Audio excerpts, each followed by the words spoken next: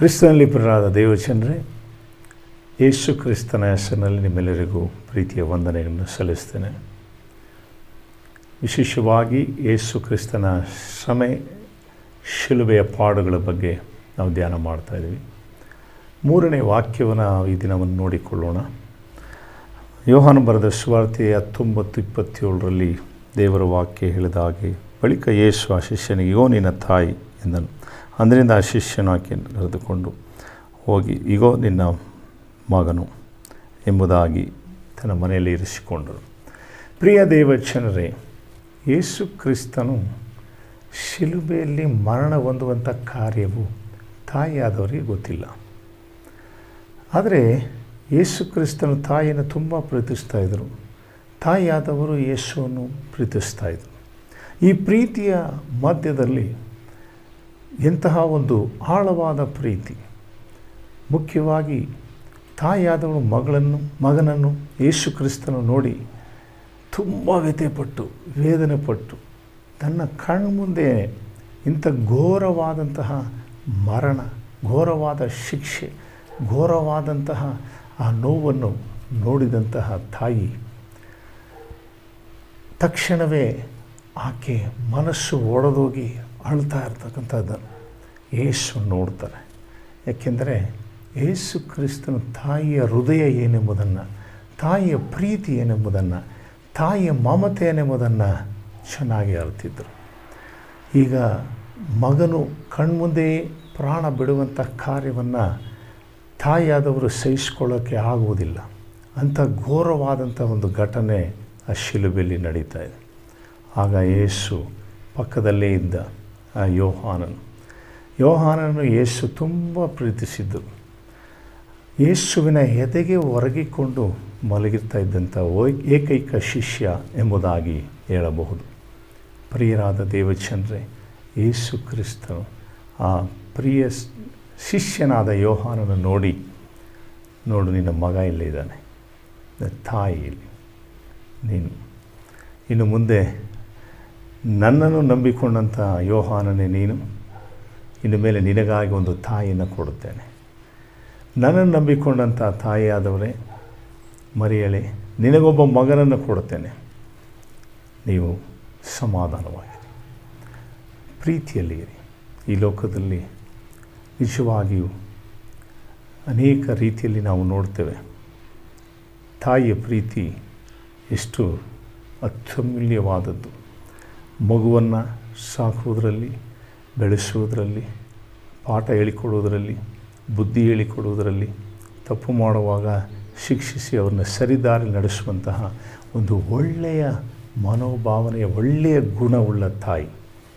ಹೌದು ಪ್ರಿಯ ದೇವಜನರೇ, ಈ ದಿನದಲ್ಲಿ ನಾವು ನೋಡ್ತೀವಿ, ಈ ಲೋಕದಲ್ಲಿ ತಾಯಿಯಾದವರಿಗೆ ಮಕ್ಕಳು ಈ ದಿನ ಪ್ರೀತಿನೇ ತೋರಿಸೋದಿಲ್ಲ, ಅವ್ರ ಮಾತನ್ನೇ ಕೇಳೋದಿಲ್ಲ, ಅವರಿಗೆ ಅಧೀನರಾಗೋದೇ ಇಲ್ಲ, ಎದುರು ಮಾತಾಡೋರಾಗಿದ್ದಾರೆ, ಬೈಯುವರಾಗಿದ್ದಾರೆ. ಕಳೆದ ವಾರದಲ್ಲಿ ನಾವು ನೋಡುವಾಗ ಒಂದು ಮಗನು ತಾಯಿಗೆ ಮೊಬೈಲ್ ಕೇಳಿದಾನೆ, ಕೊಡಿಸು ಅಂತೇಳಿ. ಅಮ್ಮ, ನನ್ನ ಹತ್ರ ಇಲ್ಲಪ್ಪ ದುಡ್ಡು ಅಂತ ಹೇಳಿದ ತಕ್ಷಣ ಒಡೆದು ಸಾಯಿಸ್ಬಿಟ್ಟಿದ್ದಾನೆ.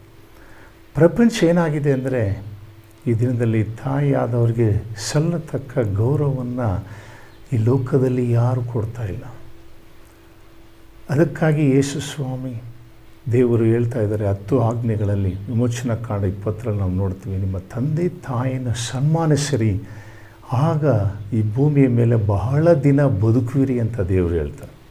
ಹೌದು ಪ್ರಿಯರಾದವರೇ, ಅದಕ್ಕಾಗಿ ದೇವರ ವಾಕ್ಯದಲ್ಲಿ ನಾವು ನೋಡುವಾಗ ಆ ಶಿಲುಬೆಯ ಸನ್ನಿವೇಶ, ಯೇಸು ಕ್ರಿಸ್ತನು ಒಂದು ಕಡೆ ಮೈಯಲ್ಲಿ ಆ ಗಾಯ, ನೋವು, ಒಂದು ಕಡೆ 3 ಮೊಳೆಯಲ್ಲಿ ಮಾತ್ರವೇ ಶರೀರ ತೂಗಾಕಲ್ಪಟ್ಟಿದೆ.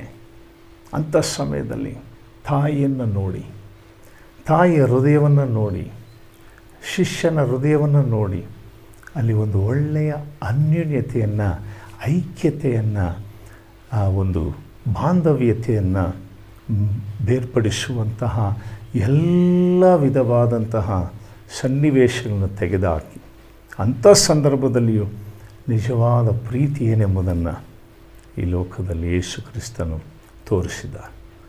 ತಾಯಿಗೆ, ಶಿಷ್ಯನಿಗೆ ಒಂದು ಒಳ್ಳೆಯ ಅನ್ಯೋನ್ಯತೆಯನ್ನು ತೋರಿಸ್ಕೊಟ್ರು ಪ್ರಿಯರಾದ ದೈವಜನರೇ. ಅದಕ್ಕೆ ಸತ್ಯವೇದದಲ್ಲಿ ನಾವು ನೋಡ್ತೇವೆ, ಒಂದು ವಾಕ್ಯವನ್ನು ನಾವು ಈ ಸಮಯದಲ್ಲಿ ನಾವು ನೋಡುವಾಗ ಮುಖ್ಯವಾಗಿ ಯೋಹಾನ ಬರೆದ ಸುವಾರ್ತೆ 16:32 ದೇವರು ಹೇಳ್ತಾರೆ, ನನ್ನನ್ನು ಒಂಟಿಯಾಗಿ ಬಿಡುವ ಕಾಲ ಬರ್ತದೆ, ಎಲ್ಲರೂ ಓಡಿ ಹೋಗುತ್ತಾರೆ, ಬಿಟ್ಟು ಹೋಗುತ್ತಾರೆ, ಆದರೆ ನನ್ನ ಸಂಗಡ ದೇವರಿದ್ದಾರೆ, ನಾನು ಒಂಟಿಯಲ್ಲ ಅಂತ ಹೇಳ್ತಾರೆ. ಹೌದು ಪ್ರಿಯರಾದವರೇ, ಈ ದಿನದಲ್ಲಿ ಈ ವಾಕ್ಯವನ್ನು ಕೇಳುವ ದೇವಜನರೇ, ಒಂದು ವೇಳೆ ನಿಮ್ಮ ಕುಟುಂಬದಲ್ಲಿ ಒಂಟಿಯಾಗಿರ್ಬೋದು, ನಿಮ್ಮ ಮಕ್ಕಳು ಯಾರು ನೋಡದೇ ಇರ್ಬೋದು, ನಿಮ್ಮ ಬಂಧು ಬಳಗದವರು ಯಾರು ನಿಮ್ಮನ್ನು ನೋಡದೇ ಇರ್ಬೋದು, ಸಂತೈಸದೇ ಇರ್ಬೋದು, ಆಧರಿಸದೇ ಇರ್ಬೋದು, ಆದರೆ ಯೇಸು ನಿನ್ನನ್ನು ಪ್ರೀತಿಸುವರಾಗಿದ್ದಾರೆ, ಆಧರಿಸುವರಾಗಿದ್ದಾರೆ, ಧೈರ್ಯ ಕೊಡುವರಾಗಿದ್ದಾರೆ. ಒಂದು ಚಿಕ್ಕ ವಿಷಯವನ್ನು ಜ್ಞಾಪಕಕ್ಕೆ ಬರುತ್ತದೆ. ಒಂದು ಊರಲ್ಲಿ ಒಂದು ಚಿಕ್ಕ ಬಾಲಕ, ಅವನು ಪ್ರತಿದಿನ ಶಾಲೆಗೆ ಹೋಗುವಾಗ ಅವನು ಶಿಲುಬೆಯಾದ ಯೇಸುವಿನ ಆ ಚರ್ಚನ್ನು ನೋಡಿ ಅವನು ಹೇಳ್ತಾನೆ, ಯೇಸುವೆ ನಾನು ಬಂದಿದ್ದೀನಿ ಅಂತ. ಹೋಗುವಾಗ ಆ ಥರ ಹೇಳಿಬಿಟ್ಟು ಶಾಲೆಗೆ ಹೋಗ್ತಾನೆ, ಬರುವಾಗ ಹೇಳ್ಬಿಟ್ಟು ಮನೆಗೆ ಹೋಗ್ತಾನೆ.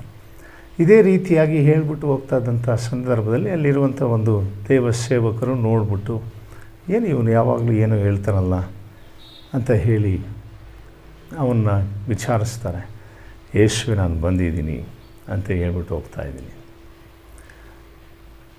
ಒಂದು ದಿನ ಈತನು 2-3 ದಿನಗಳು ಆ ಬೀದಿಯಲ್ಲಿ ನಡೆಯದೆ ಅಲ್ಲಿರುವಂಥ ದೇವಸೇವಕರು ನೋಡ್ತಾ ಇದ್ದಾರೆ, ಏನು ಬರ್ತಾ ಇಲ್ವಲ್ಲ, ಎಲ್ಲೋಗ್ದ ಈ ಹುಡುಗ ಅಂತ.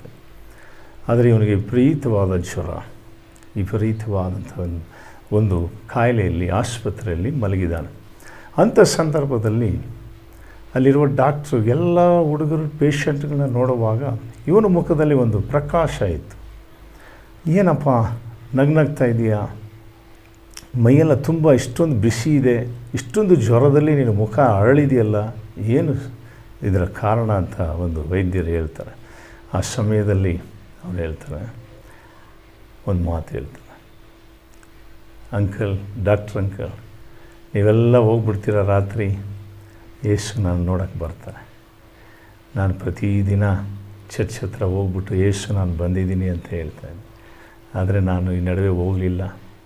ಯೇಸು ನನ್ನ ಹುಡುಕಿ ಬಂದರು, ನನ್ನನ್ನು ಮುಟ್ಟಿ ನನಗೆ ಸಮಾಧಾನ, ಸಂತೋಷ, ನಾನು ನಿನ್ನ ಜೊತೆ ಇದ್ದೀನಿ ಅಂಥೇಳಿ, ನೀನು ಒಂಟಿಯಲ್ಲ ನಾನಿದ್ದೀನಿ ನಿನ್ನ ಜೊತೆ ಅಂತ ಹೇಳಿ ಯೇಸು ಸ್ವಾಮಿ ನಮಗೆ ಧೈರ್ಯ ಕೊಟ್ಟರು.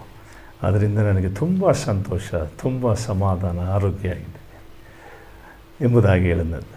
ಹೌದು ಪ್ರಿಯರಾದ ದೇವಚಂದ್ರೇ, ಈ ದಿನದಲ್ಲಿ ನೀವು ಈ ವಾಕ್ಯ ಕೇಳುವ ದೇವಚಂದ್ರೇ, ಒಂದು ವೇಳೆ ಒಂಟಿಯಾಗಿರ್ಬೋದು, ನಿನ್ನ ಕುಟುಂಬದಲ್ಲಿ ಎಲ್ಲರೂ ಕೈ ಬಿಡುವಂಥ ಪರಿಸ್ಥಿತಿ ಇರ್ಬೋದು, ಅಂಥ ಸಮಯದಲ್ಲೂ ದೇವರು ನಿಮ್ಮ ಜೊತೆ ಇದ್ದಾರೆ.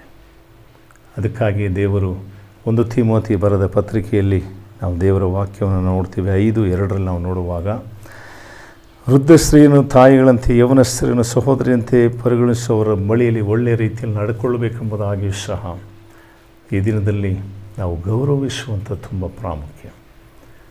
ಯೇಸು ಕ್ರಿಸ್ತನ ಈ ಲೋಕದಲ್ಲಿ ಚಿಕ್ಕ ಮಕ್ಕಳಿಂದ ಹಿಡಿದು ವೃದ್ಧರನ್ನು ಸಹ ಯಾರನ್ನು ಕಡೆಗಣಿಸಲಿಲ್ಲ, ಯಾರನ್ನು ಅಸಭ್ಯವಾಗಿ ನಡೆಸ್ಕೊಂಡಿಲ್ಲ.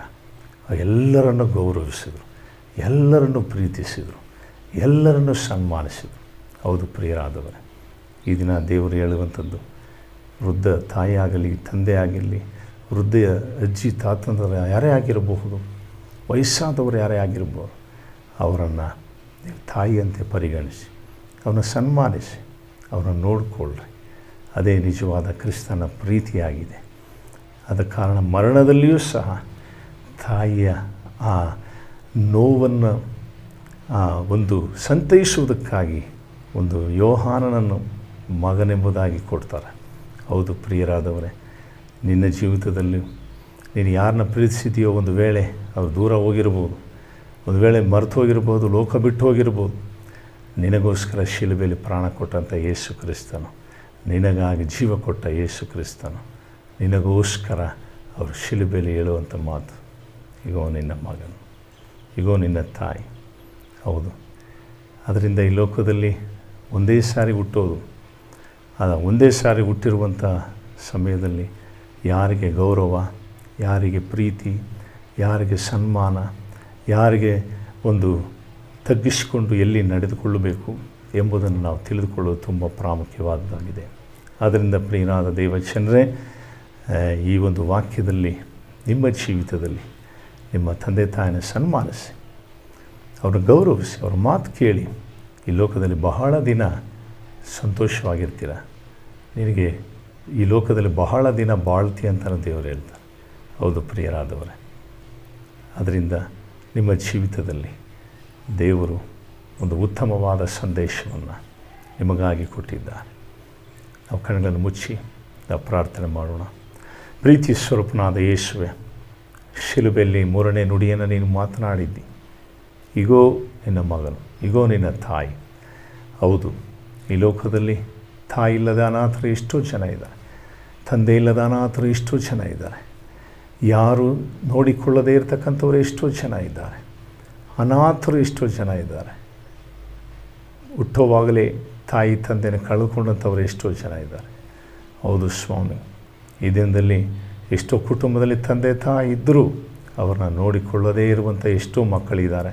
ಅವ್ರನ್ನ ಹಾಸ್ಟೆಲ್ಗೆ ಸೇರಿಸೋರಾಗಿದ್ದಾರೆ, ಅವನ ಹಿಂಸೆ ಕೊಡುವರಾಗಿದ್ದಾರೆ, ಅವನ ದುಃಖಪಡಿಸುವರಾಗಿದ್ದಾರೆ, ಅವನು ಹೊಡೆಯುವಂಥ ಮಕ್ಕಳೂ ಸಹ ಇದ್ದಾರೆ. ಸ್ವಾಮಿ ದೇವರೇ, ಅವರೆಲ್ಲರಿಗೂ ಒಂದು ಒಳ್ಳೆಯ ಕೃಪೆಯ ಜ್ಞಾನವನ್ನು ಕೊಟ್ಟು ತಂದೆ ತಾಯಿನ ಸನ್ಮಾನಿಸಬೇಕು ಅನ್ನುವಂತಹ ಈ ಒಂದು ವಿಷಯವು, ಈ ಒಂದು ದೇವ ವಾಕ್ಯವು ಪ್ರತಿಯೊಬ್ಬರಿಗೂ ಉಂಟಾಗಬೇಕೆಂಬುದಾಗಿ ದೇವರೇ, ಪ್ರತಿಯೊಬ್ಬರ ಜೀವಿತದಲ್ಲಿ ತಂದೆ ತಾಯಿನ ಗೌರವಿಸಬೇಕು, ಸನ್ಮಾನಿಸಬೇಕು, ಪ್ರೀತಿಯಿಂದ ನಡೆಸ್ಕೊಳ್ಬೇಕು. ಜೊತೆಗೆ ಅವರನ್ನು ವಿಶೇಷವಾದ ರೀತಿಯಲ್ಲಿ ಗೌರವಿಸುವಂತೆ ಸಹಾಯ ಮಾಡು, ಆಶೀರ್ವಾದ ಮಾಡು. ಯೇಸುವಿನ ನಾಮದಲ್ಲಿ ಪ್ರಾರ್ಥಿಸುವೆ ತಂದೆ, ಆಮೆನ್. ಪ್ರಿಯರಾದ ದೇವಜನರೇ, ದೇವರು ನಿಮ್ಮನ್ನು ಹೆಚ್ಚಾಗಿ ಆಶೀರ್ವಾದ ಮಾಡಲಿ. ಈ ಒಂದು ಸಂದೇಶಗಳು ಇನ್ನೂ ಹೆಚ್ಚಾಗಿ ನೀವು ವಿಡಿಯೋಗಳನ್ನು ನೋಡಬೇಕಾದರೆ ನಮ್ಮ ಯೂಟ್ಯೂಬ್ ಚಾನಲನ್ನು ಸಬ್ಸ್ಕ್ರೈಬ್ ಮಾಡಿ, ಇನ್ನೂ ಅನೇಕರಿಗೆ ಶೇರ್ ಮಾಡಿ. ದೇವರು ನಿಮ್ಮನ್ನು ಆಶೀರ್ವದಿಸಲಿ. ಆಮೆನ್.